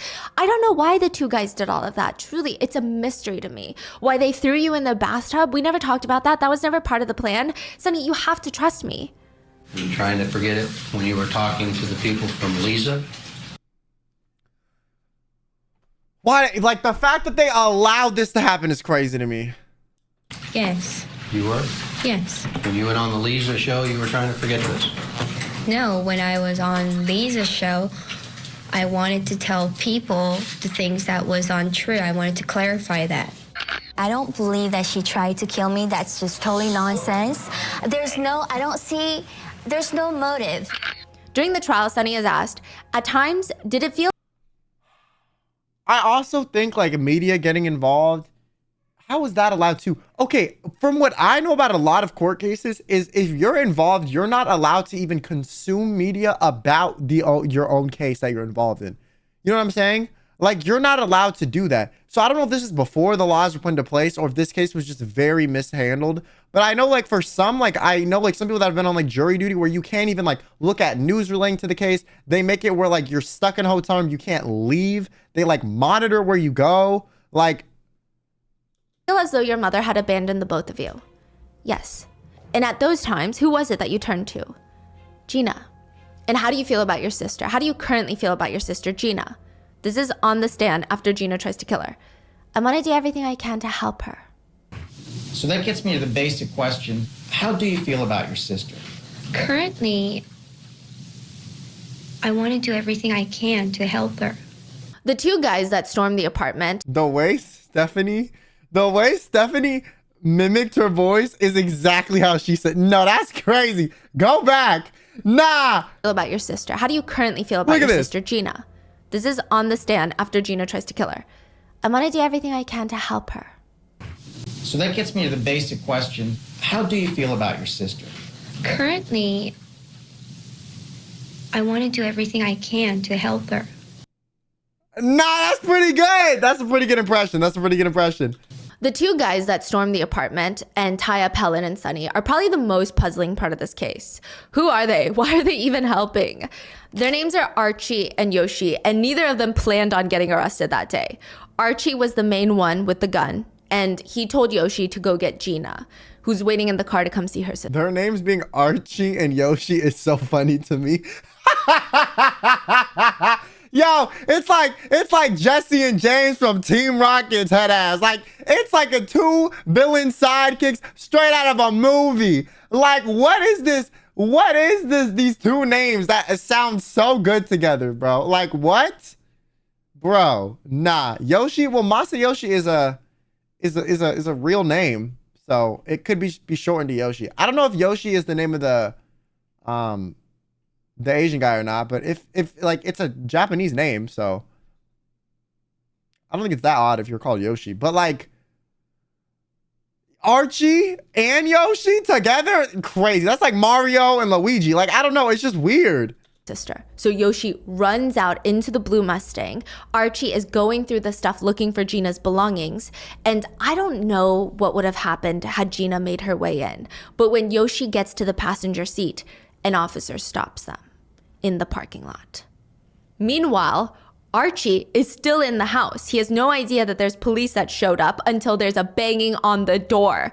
He momentarily opens it up thinking it's Gina and Yoshi, but he's face to face with 4 officers, holding their guns straight at his face. He freezes for a second. If I run, are you gonna shoot me? They scream, get down on the ground. He slams the front door, starts running towards the back door. He gets tackled because they break in and arrested. Gina and Yoshi, they just drive off, leaving Archie behind. That is crazy. I mean, Gina knew since day one she's not going to prison for this. If Gina felt any guilt for what she did to her sister, she's leaving it somewhere on the highway because she's high-speed driving down to San Diego, running into the bank, insisting that she is Sunny Han, throwing down her ID. I'd like to withdraw $5,000 from my account today. My name is Sunny Han. They give her $5,000 in cash, and now Gina and Yoshi are sitting in a car dealership trying to purchase a $40,000 Nissan. What? Her original plan that she told people was to drive to Mexico, get a... How did the bank give her the money with the ID? What? Don't you need like the account number, the routing number, like social security number? Like a plane ticket, fly to South Korea, start over, start fresh. But they're not selling her the car. For one, her credit application that she filled out has scratches all over it, meaning she's answering the questions on the form and then scratching it out and writing new answers. Like she doesn't even know the answers to her own identity. Does this woman have amnesia? Why is she forgetting pretty standard things about herself? Hey, Sunny, do you mind refilling this out? Gina starts refilling out the credit application and everything is about to clear and close, but the dealership tells her, okay, we're good to go, but you're not getting the car till tomorrow. She starts freaking out. I'll throw $1,000 down right now for it. They are denied. So Gina and Yoshi head to a rental car place and they try to get a new rental car. So the blue Mustang that they were in was already a rental. They had turned it in. But now they're completely carless and they need to get a new car. And they're sitting on the couch in the rental shop waiting for that new car on the love seat. The police would later say it looked like they were cuddling, Gina and Yoshi. Oh. So who knows? They were physically very close, which becomes problematic later. But they're on the couch, kind of cuddling, and officers storm the place screaming, get your hands up where I can see them. Get your hands out where I can see them. On the floor, now, get on the ground. Yoshi practically throws himself onto the ground, but yo, Archie sold out Yoshi. Gina gets up instead of getting down. I said get down now. She's like half holding her hands up, half going, why are you doing this? I don't have any weapons. Get down, get down. Eventually, both Gina and Yoshi are arrested. Archie was already arrested at the apartment. Now, 2 factors would make this arrest very complicated. 1, Gina keeps insisting she's Sunny Han. And 2, both Archie and Yoshi are underage. Archie is 16, Yoshi is 15, and Gina is 23. So she's a PDF file too? What? You tried to kill your sister. You tried to use like loan fraud to get a car that you were gonna resell in Mexico for full price. You also coerced these 2 underage men into helping you, and then we're like potentially sleeping with one of the underage people that you helped. Also, damn, those boys, I'm not gonna lie, they look like they was like 25. Like, damn, they look old. Like, unironically, I mean, I know it has nothing to do with the case, but like, I would never have guessed that they were that old. Oh my gosh. How's they Nah, know each this other? family bloodline needs to be studied, bro. I don't know what it is. The parents sucked, deadbeats. Both the mother and father were deadbeats. And then the daughters live separate lives and somehow were equally as messed up too. Like,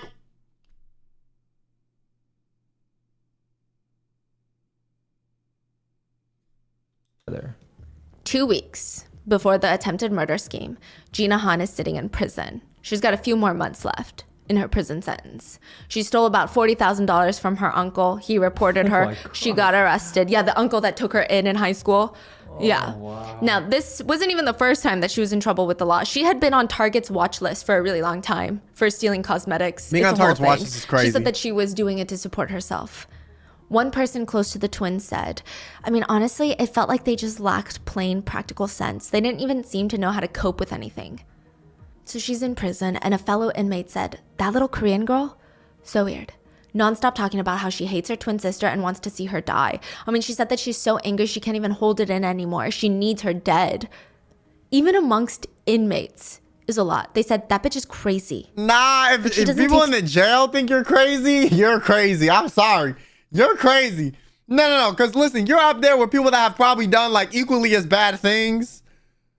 Social cues. She does not read a single room. She'd just walk into a room and she'd be like, it's not even that hard. It would honestly be kind of easy if you really think about it. Kill my twin sister, sell her gold jewelry, get all of her cash, drive down to Mexico, fly to South Korea from Tijuana, and start a new life. Wait, she said this? Yeah. But just because you're in jail and you want to go out to kill somebody doesn't mean they're just going to let you out. So you can commit more crimes and then come back here for a longer sentence. Gina Han escapes jail in the world's most anticlimactic way possible. Work furlough. She's just allowed to leave. She's allowed to walk out of jail for 5 hours a day to work and then come back in. She's basically just getting a free place to stay at night. The program is technically put in place so inmates who have a job and are in prison for a few months, they can hopefully still have a job when they get out. And they don't monitor that? Because they're not missing work. But also, inmates will hopefully be able to get back into society a little bit better. Is that still a thing? Okay, my thing is like, oh, well, she stole money. Okay, yeah, if she stole money, I was about to say, if you tried to kill someone, I don't think that would be a thing for you. But if you just stole money, I understand why they allowed it, to be honest. But they don't have like ankle monitors. Ankle monitors are expensive. And this is the 80s. So I don't know if that technology was a thing yet. So that might be why. Now, Gina has 5 hours to kill her sister. That's not enough. That's not enough. She can barely make it to Irvine in that time. So she takes a 2-week work furlough instead. She becomes a fugitive. She just walks out, no intention of coming back. So she's intended to really take over the sister's ID. That's what a lot of people are saying, because you don't walk out on work furlough if you want to have a future. Yeah. I mean, you can't get a job. You can no longer be Gina Han. You're a fugitive. And just like the situation with the Air Force, without the government provided housing, Gina has nowhere to go. So this time, she can't just show up at a casino and ask for a job. She's a fugitive. She ends up in this. Well, the thing is, like, since she's talking about killing her sister, she's just telling it to the inmates. You know? It's not like the people in the prison are gonna like know, and then they'd have to get it through ruling that you can't leave on it. Like, it's not that simple. Halfway house in San Diego that's owned by 2 sisters, and she's staying there. No thoughts, no plans, just vibes, until she sees 16-year-old Archie walk into the halfway house. He doesn't really have anywhere else to be.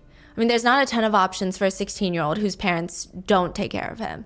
Archie's parents are busy dealing and smoking crack. His dad would coach him to lie whenever CPS showed up so that he would never lose custody, but he also did not care to take care of his child. It was up to Archie to just stay alive and stay fed. That's rough. As a kid, Archie remembers waking up with these raging, intense headaches. He would accidentally inhale crack overnight at the motel that his parents would make him sleep at. I mean, he basically grew up without parents. The only person in his life was his best friend, Laotian American named Jonathan Yoshi Sarath, Yoshi, and they were more like brothers than anything. They were the only ones that could trust each other. Archie walks into the halfway house one day. Whoa, whose blue Mustang is that outside? Oh, you haven't met Gina yet, have you? Gina, come. So Gina, this is Archie. Archie, this is Gina. So pretty much this lady, that's so sinister, bro. She took advantage of these 2 kids. Archie's staring at this pretty Korean American woman. She's 23, he's 16. I mean, there's this aura about her. She seems so mature, so put together, like she knows what she's doing in her life. But also, there's a dangerous edge. I mean, she seems so free. He says he wasn't interested in her romantically or anything because she, quote, talked with a Valley Girl accent and seemed a little crazy. But it was fun to be around crazy, right? There was this... He went on the stand on record and said, yeah, she talks with a Valley Girl accent and seems kind of crazy. Yo, shout out to you. Shout out to you. Shout out to you, my man. This air of mystery around her, just the way she talks. What happened to your foot? Archie looks down. There's this wound. Oh, I accidentally shot myself. And Gina's eyes light up.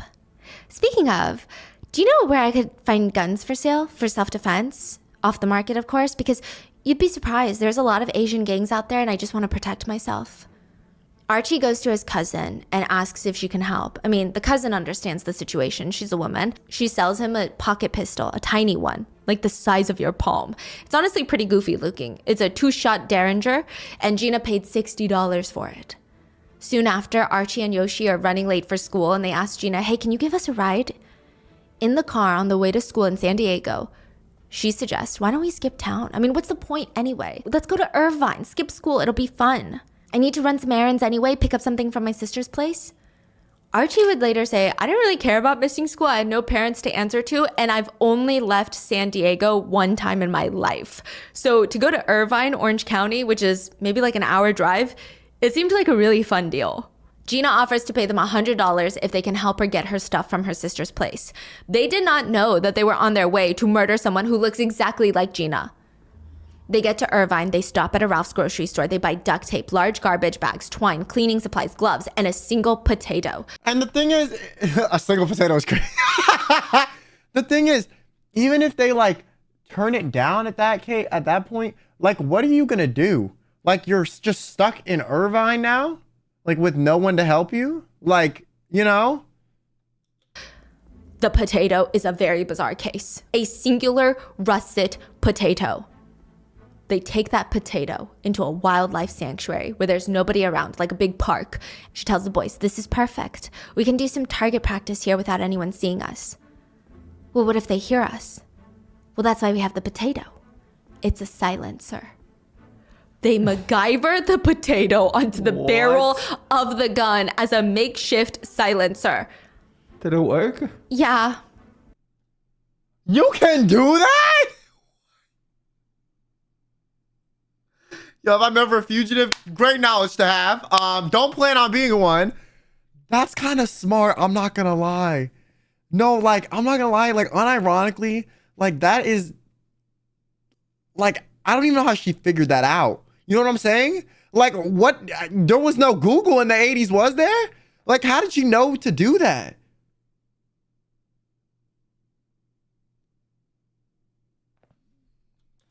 Wow. Yeah, Archie would later say, name one teenage boy who wouldn't use that opportunity to fire a gun. There was no deep-seated conspiracy for me to kill anyone. I was just a kid being a kid, taking advantage of the moment. Yeah. After practicing on the potato, Gina drives them to a separate store to purchase magazines. They were going to use this as a ruse to get Sunny to open the door. Gina's telling them, look, Sunny wants to kill me. I just need my stuff. Sunny's not going to open the door to me. So you guys have to go and get her to open the door. But she's not going to open the door to two random kids that she doesn't know. So act like you're selling magazines. When they get in front of the apartment complex, they're sitting in the car and Gina turns to them. It's better if you guys take the gun. Archie's confused. Why the thing that bothers me is like, considering how well she was planning all of this and like how smart the other one was stealing all the money for so long, like you easily could have put this to use, like this like planning skill you have in somewhere else that could make you money and like not require you to need to live this life of crime. But also she was just trying to kill her sister. Like, I don't know. She didn't like having a better copy of herself or something. I don't know. But like you easily could have used these skills like anywhere else. We need to take the gun. It's better that way. Besides, you never know. There could be Asian gang members on the inside waiting for us to get in there. Have you ever hurt someone before? What? I'm just asking because there's a lot of Asian gangs in the area, which is why I needed you two as backup to begin with. The two boys are confused, but Gina keeps going. What if you guys just kill my sister instead? Have you ever killed anyone before? What? No. I thought we're just picking up stuff from your sister's house. What is going on? It's just, if I don't kill my sister, then my sister's gonna kill me first. Will you kill my sister for me? No. My thing is, how did she go from, listen, how the did she go from this sounding this erratic to having like a pretty solid plan to sounding this erratic to somehow after sounding this erratic, convincing these two men or these two boys to carry out the plan anyways? What? No. Archie said he was terrified at this point. He has no idea what Gina is capable of. She's asking him to kill her twin sister for her. He doesn't know if she's gonna kill him for saying no, since even just by asking him, she's committed a crime. Gina rolls her eyes at Archie, slowly turns to Yoshi in the back seat. And what about you? Would you kill my sister for me? Yoshi's quiet and he shakes his head no. And for a second, the entire car is silent until Gina starts slamming her hand on the steering wheel over and over and over again. And Archie said in that moment, he's thinking, whoa, this bitch is crazy. She's gonna kill us. Archie and Yoshi both look at each other and the implication is very much understood. If she's willing to kill her twin sister and she's going this crazy on us, what's stopping her from killing us? Yeah. Archie decides to take charge. He opens the glove box, takes the gun out so that Gina can't have access to it. But when Smart. Gina sees this, she starts maniacally clapping and cheering and whooping in the car. I mean, she's gone off the deep end completely. Okay, remember the plan. Pretend you're selling magazines. Go to the door, see if Sunny's home. She looks like me. And if she's home alone, then if she is, you push open the door, storm the place, put the gun up to her head, threaten her, tie her with a rope. Here, take this. Place the duct tape over her mouth so that she can't scream for help. The two guys go and knock on the door. How like makeshift this plan is? How did they even get that far? No, like I'm surprised they even got in the door and they did it. Like I'm gonna be honest with you. Like I 1000% would have just like taken the nearest gun, walked in the apartment building in the entrance, and then walked out the other exit and like gone to the police. You know what I'm saying? Like I don't know. Or I would have gone up to the sister and like asked for a phone. Actually, no. I wouldn't have done that because IMO, if you're this crazy and you're telling me your sister's trying to kill you, your sister's probably crazy too. I would have just knocked on someone else's door and said, hey, can I borrow your phone real quick? Like in the apartment building. I'm like, you know. It opens and they freeze. They can't do it. They can't force their way in. They're way too nervous for this. They run back to Gina's car. I'm sorry. I think she's home alone. I don't know. Are you sure it's her? Does she look like me? I'm not sure. Side note, it wasn't Sunny at the door. They said that they didn't want the magazines and they just slammed the door shut on us. We'll go back and try again. They go back and nobody responds. Gina takes them out to eat burgers and the whole time she's slowly convincing them that this is the right thing to do. And Archie and Yoshi decide to just go along with it, but not kill anyone. They're not killing people. They're just gonna go along, break in, get the stuff, bring the stuff out to Gina or have Gina pick out the stuff. It's not like Gina can do anything. Archie's the one with the gun now. Archie said, everything I did that day was what I learned from the TV and movies. When he heard the police pounding on the door, he starts untying the girls, telling them it's all a joke. Just tell the police it's a joke. Please just tell them it's a joke. The girls would later say that the boys, Archie in particular, the one with the gun, was shaking the whole time. I just don't know how she was that good at convincing them. Like she sounds crazy when she talks. She sounded so erratic. Like, I guess if I was an hour away with no other agency, I would be terrified. But it's like also like, I think I would just go to the police at that point. You know what I'm saying? He was a mess. He had the gun in his hand and he did traumatize the girls. Don't get me wrong. So we're not excusing that. But he looked so scared the whole time. He looked potentially more scared than them. Archie would even decline to take a plea deal in court later based on the fact that he did not believe that he was trying to kill Sunny. But if you take a deal, you have to admit that you did those things and he did not want to admit. I think it's really unfortunate. I'm not trying to say that the boys are completely innocent, but they're boys, they're minors. I'm not saying that they didn't do anything wrong, but I would hardly call them conspirators for murder. I mean, there are also speculations that Gina was grooming Yoshi because they were awfully close on that couch. I don't know. Everyone if anything, like, you know, armed robbery. You know what I'm saying? Archie said his family was a mess, but he was a pretty gentle boy. Archie and Yoshi just ended up wrapped up in Gina's little games because they wanted to skip school. That's it. The argument during the trial was, did Gina... Okay, but my thing is, what the hell happened with Archie or Yoshi, whoever left with Gina, leaving the other one behind and then trying to go to Mexico with them and them agreeing to that? Like, how did that happen? Conspire to kill her twin sister or not. The prosecutors were arguing with what they bought at Ralph's, with what Gina was telling her roommates, skipping work furlough, trying to go to Mexico. It's all very clear she was trying to steal Sunny's identity. Even when she's arrested, she says she's Sunny. So that's what the prosecutors are arguing. Gina's defense is arguing, no, it's just sibling rivalry gone wrong and she was just trying to get her stuff and things got weird.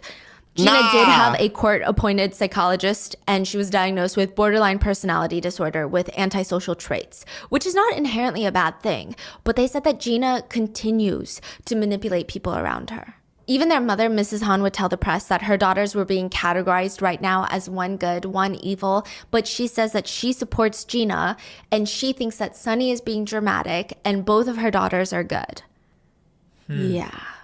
Which is fascinating because Gina uses her shitty relationship with her mom as part of her defense. She tells her psychologist that This mother is evil. This mother is evil.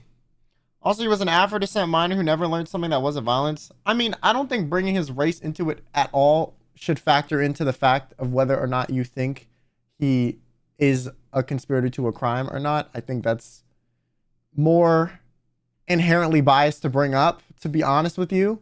Because if you want to use that same identity politics logic, everyone in this story is technically a minority, right? But I do think he was a child that was getting like borderline groomed, and like wasn't really that bad in terms of like his commitment to the crime. I don't know why you're bringing that up. I feel like that's such an odd point. Like, what the fuck? Yo, I'm sorry. That's crazy. her mom was neglectful and abuseful and she was always scared of her. She said that is the reason for all of her mental trauma. But maybe it's a wake-up call for Mrs. Like, Han. regardless if he had a She rough wrote to the past, he judge, was still "Had I been able manipulated to raise my anyway. girls So you in a bring more up the stable rough past, family like, doesn't environment, really things would have not gotten this out of control." make the situation any better. No time at all in jail or a little time? I wanted to get out from there early. What do you consider a fair sentence? 5 years, 10 years? I can guess now. I can tell you. What can I say? Gina would be found guilty and sentenced to 26 years in prison.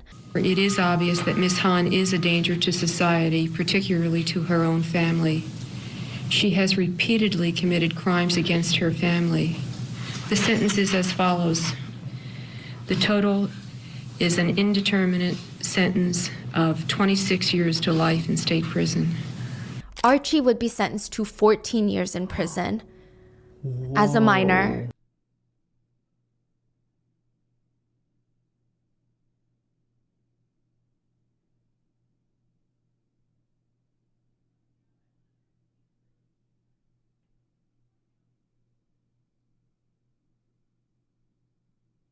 So I didn't Fresno because I don't speak English as my first language, but you're right. Oh, okay. Then my recollect, or if you're like not from America, I would recommend not speaking on like, you know, racial diversities and things like that in a country you're not a part of if you're not well versed in it, you know? Like, not that you can't have an opinion. I just feel like if you're gonna say something like it's a fact, then actually know the facts.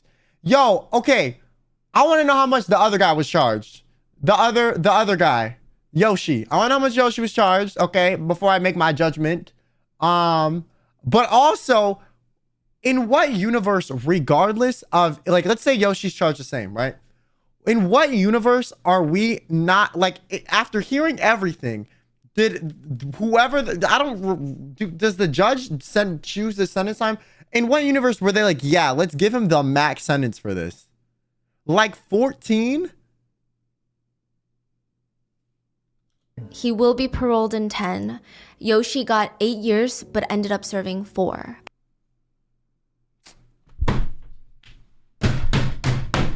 Never mind. That motherfucker's racist. Yo, fuck you. Whoever the decided this, fuck you. They both went in there and tied the people up. What difference did they do? One of them just got caught first.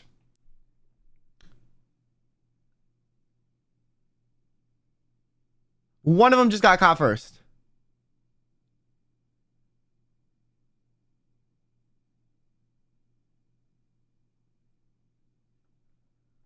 The lady, the Han sister got 26, which I think is normal. 26 to life for like murder, I think. That sounds about normal.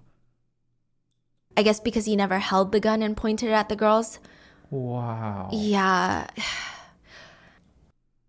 If the gun was that determinate of a factor, okay, I get it. But the disparity in the fact that like regardless, they both showed up knowing the gun was there. Both facilitated this thing. Like, you know what I'm saying? Like, I guess if maybe Yoshi was like, I didn't even know the gun was there, and Yoshi didn't know the gun was there, sure. But they both were aware of the gun being there. So they were both okay with it being used in this situation. So if anything, they should have gotten the same sentence. 6-year difference, and the other guy only served 4. So that's like a 10-year difference. A lot of people feel so bad for the boys because they were failed by their parents, they're failed by CPS, and now they're failed by the justice system once more. The last thing Yoshi told his attorney at the sentencing while he was sobbing was, "Please call my mom." After Gina's sentencing, Sunny visited her in prison, and she came out of there crying and telling a reporter, "My sister hasn't been plotting this. I'm 1,000% sure. There's no way she could have done this. I thought it was totally absurd, but I was beginning to believe the police, and I thought maybe it's possible. I was just confused. My sister had fallen into some sort of scam by these 2 teenage boys. I know she did not try to kill me because I envied my sister. My sister is a lot smarter than me. She's highly intelligent. She did not envy me." You don't think she had anything to do with this? Is that your position now? Right.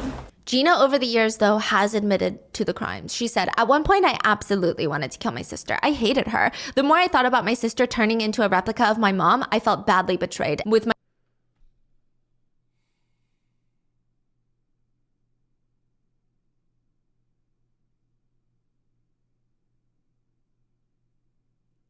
I have a question.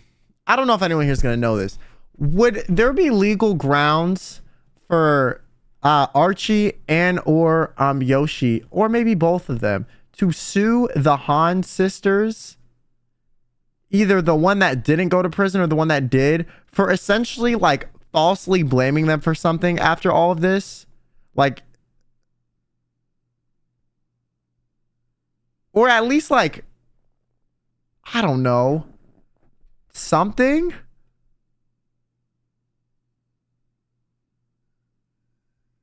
They would have to prove it. But didn't she publicly say, like, I believe that they manipulated her or whatever?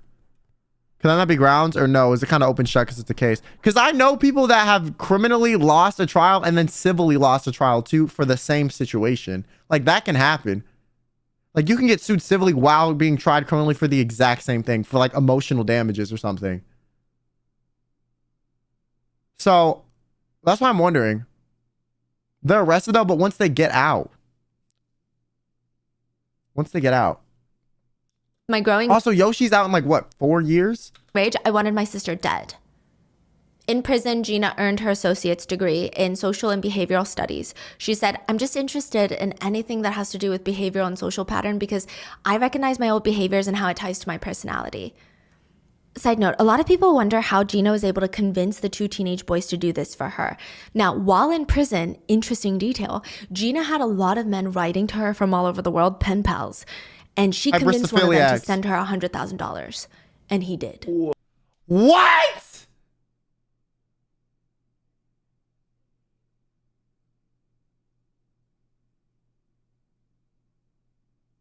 Okay, no, this girl got, she's a witch. She's a witch.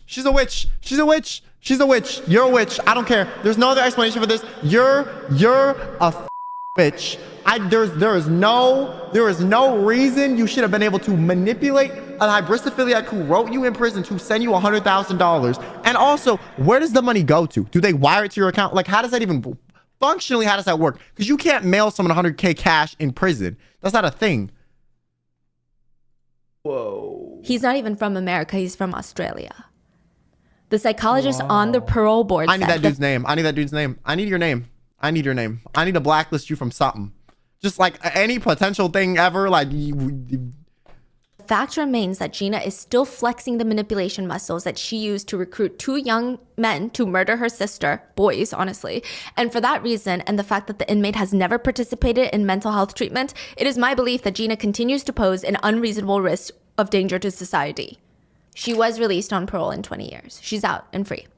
It said that Gina is still in contact with her mom. She's very close with her. She's working on getting her engineering degree. Yo, listen, Gina, cut the tape. I never said any of this, honestly. I don't even know who you are. I'm judging, making a judgment off of what Stephanie So said in the video. what she said in the video. It would not off of what you actually did. Yeah. I'm just saying, you know what I'm saying? I'm just you know, an idiot for like I'm just yapping, you know what I'm saying? There's nothing you know, everyone in my chat too, they're just basing off the video as well. None of us, you know, really know what happened. We weren't there. We're just, you know, making assumptions.